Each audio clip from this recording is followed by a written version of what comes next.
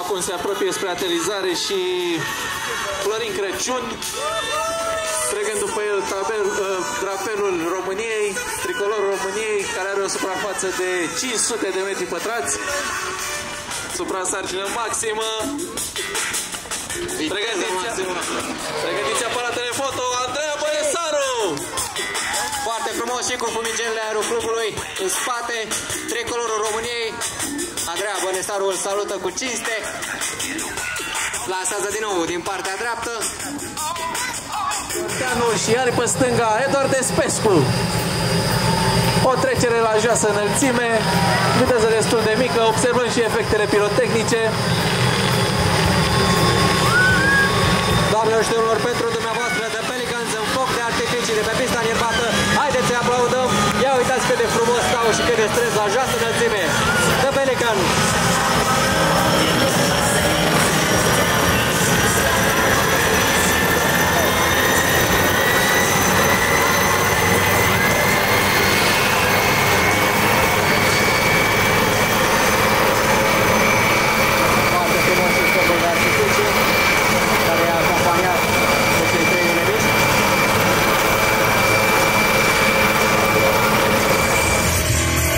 Nu știm pentru ce să ne pregătim.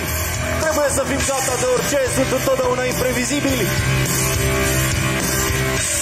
Cred că este așadar ruperea formației Hawks of Romania, doamnelor și domnilor. George Rotaru, Laszlo Ferenc, Ioan Aviatoru și Teodor Munteanu, acompaniați de către Andrei Șerbu, Vali Caval și Andreea Bănesaru.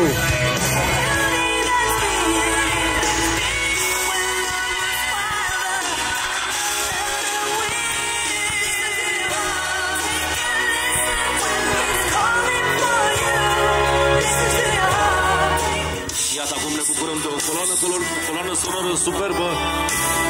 De asemenea, momente extraordinare oferite de către Hawks of Romania. Începe focul de artificii.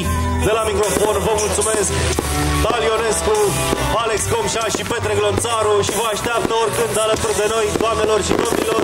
Vă mulțumim!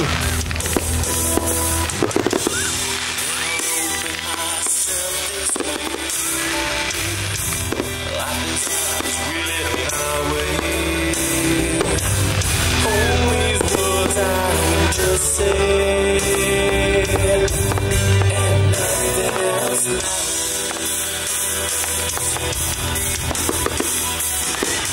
trust I see and I find in you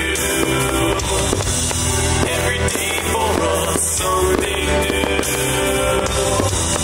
open mind for a different view and nothing else matters.